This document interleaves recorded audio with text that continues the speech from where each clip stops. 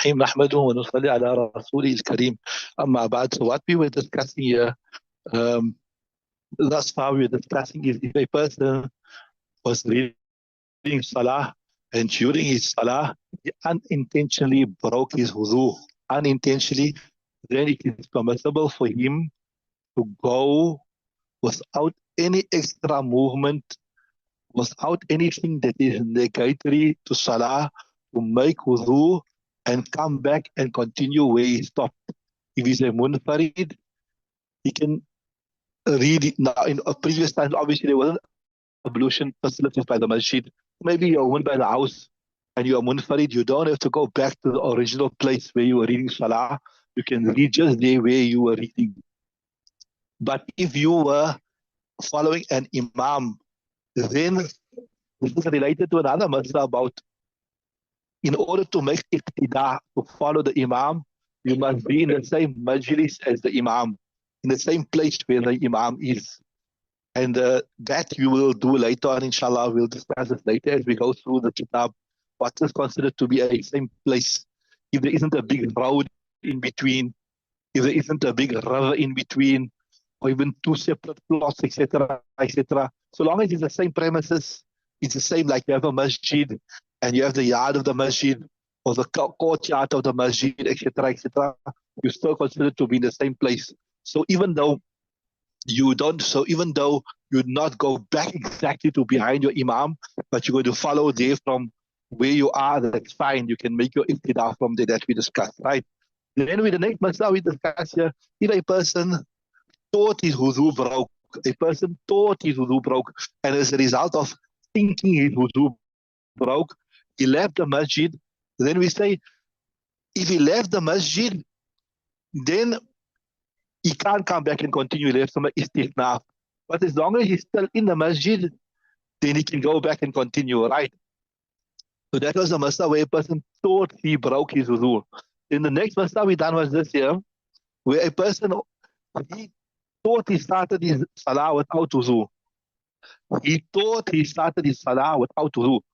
Now, he made somebody else the imam, for example, right? But then he realized, no, I didn't have wudu, right? Just if everything's okay there.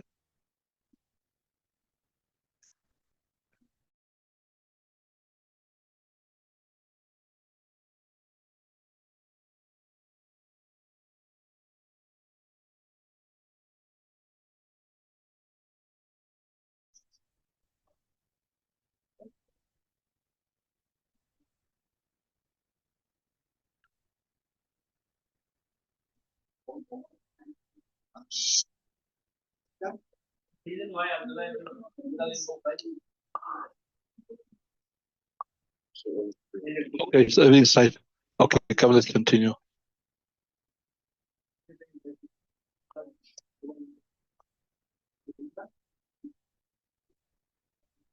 Why?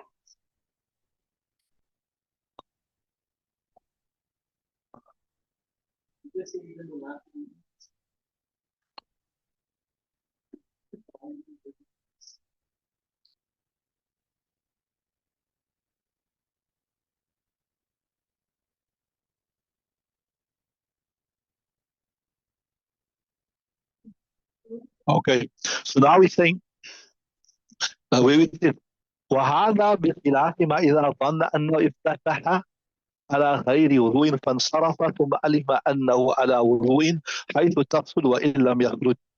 The next scenario, okay, the next scenario we're doing is that ما إذا ظن أن افتتح على غير وضوء.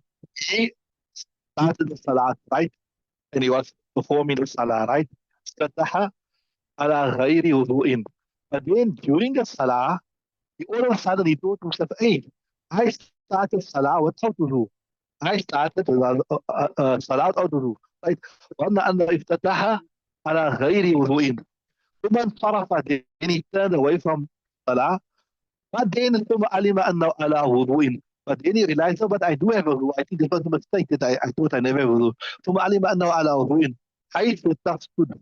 You say, yeah, salah becomes fasid, وإن لم يخرج, even though he didn't come out to the masjid. Now this masla is different to the other one. The other one is where he thought his wudu broke, right? Where he thought his wudu broke, but then he realized his wudu never break. So if he went out of the masjid, he can't make bina. But if he was still in the masjid, he can make bina, right? Remember. But this one here, not he thought his wudu broke, but he thought he never had wudu from the very beginning. He thought he never had wudu from the very beginning. So he thought he never had wudu from the very beginning. And then he broke his salah. So whether he's in the masjid or whether he's out of the masjid, either way we say salah is nullified, right? Why? لأن الانصراف على سبيل الرفع. Because see, when you thought in your mind, hey, I started my salah without wudu.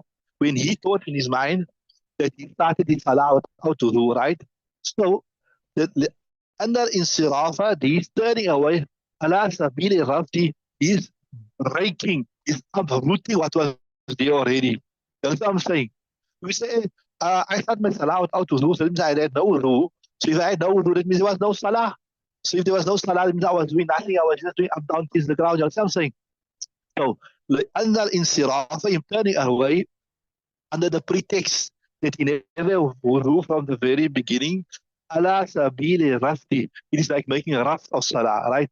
Ala tara. He's saying, don't you see أنه لو تحقق ما توهمه يستقبله. So this is ما توهمه, that is the file.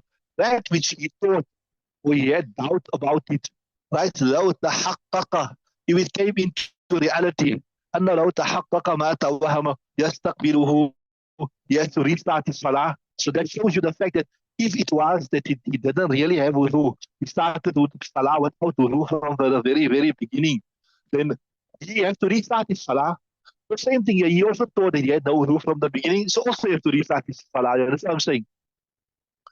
Right? هذا هو الحرف. So harf, we can say this is the difference between the previous masa and the other masa. The previous masa is where you thought your wudu broke, but your wudu never break. And then you realized my wudu never break. So long as you're in the masjid, you can still continue. But as long as you're out of the masjid, you can't continue. But here where you thought you didn't have wudu from the beginning. You thought you didn't have wudu from the beginning. So there, whether you're in the masjid or whether you're out of the masjid, doesn't matter. You have to restart because you made the rough in your mind. I never have wudu from the beginning, so I didn't pray at all. So I didn't pray at all. So this is the criterion or the determining factor to say that why we'll say that whether you're in the masjid or you're out of the masjid, either way the salah will not be done, right? Now in the next ibadah, we mentioned earlier, once you go out of the masjid, right, in the previous masjid, and you thought your wudu broke, but your wudu never break, and you went out to the masjid, you can't build it. But so long as you're in the masjid, it's fine, you can build on the masjid. So that's pretty simple, okay, when you're in the masjid. But what are the persons not in the masjid?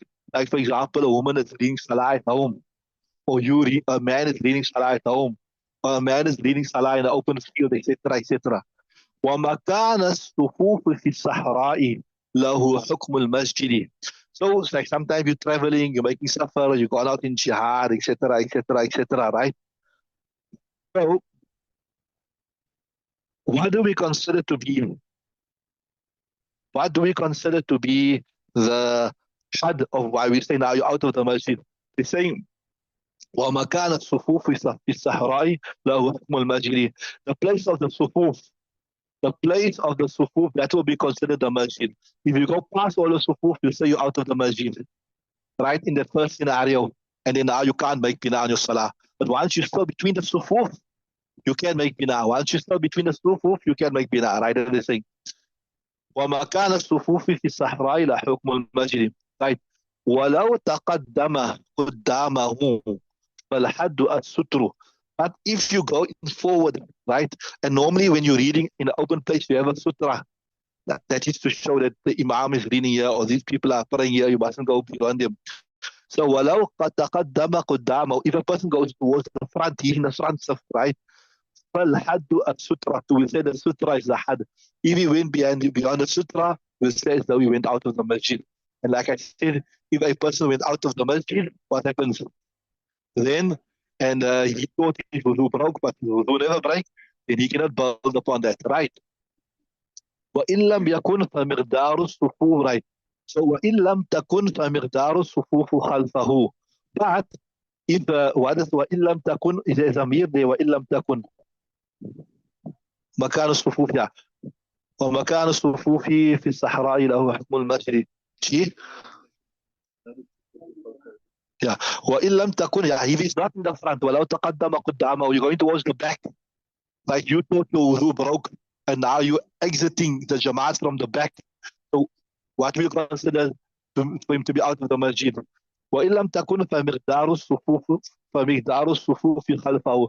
Going to the back, while he passes the last of at the back, now we'll say what? That he's out of the masjid, and he thought his wudu was broke, but his wudu never break. So now we'll say what? We'll say now what? That he can't build on it namaz, right? Carry on. وإن كان منفردا. Yeah. So it's like I told you, you are reading Salah alone. You are reading Salah alone. Or you're reading Salah at home alone. You're reading Salah in the masjid, no, not in the masjid. You're reading Salah by the house alone. Same scenario, you know. You thought you broke your wudu, but you never break your wudu.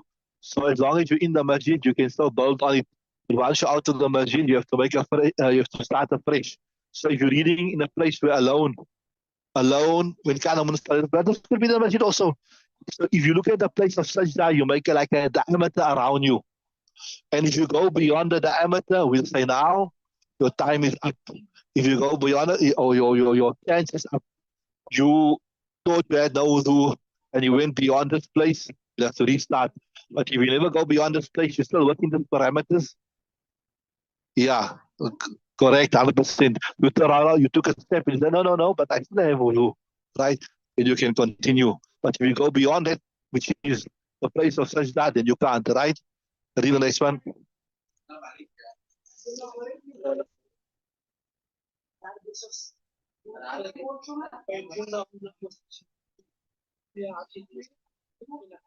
Istaqbala.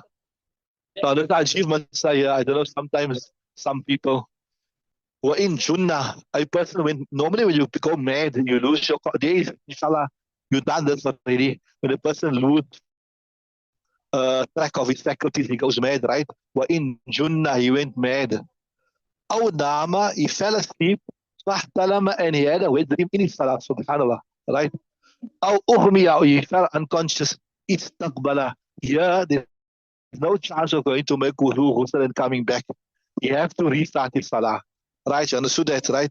لأنه يندر وجود هذه الأوارث. Because لأنه يندر وجود هذه الأوارث. These type of things, يندر هذه الأوارث, they are very rare. It happens very, very rarely. So there's no need for some type of concession. لأنه يندر وجود هذه الأوارث. فلم يكن في معنى ما ورد به نفسه. So there's a concession. Normally it's a concession for something which happens. إذا ضاق الأمر اتسع. When the matter becomes very, very difficult, اتسع, then there's some expense in it.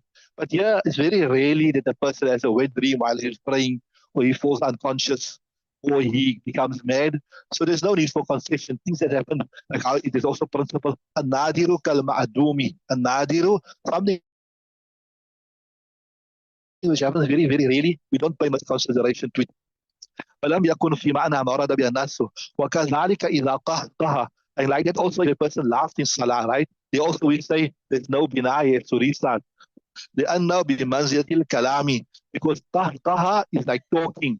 وهو قاطع, and it's something which breaks the salah. It is not like something which happened unintentionally. So now you will be accommodated because something happened unintentionally. You understood that?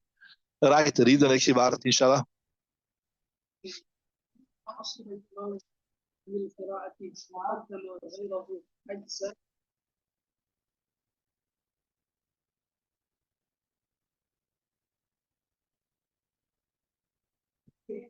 وقال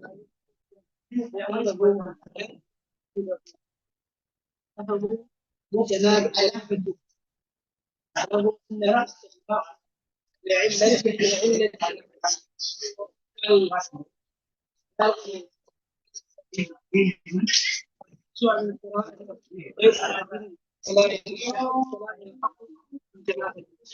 Right. وإن حصر الإمام القراءة, if the Imam became stuck from قراءة, sometimes it happens. Just the Imam can't read it all, right?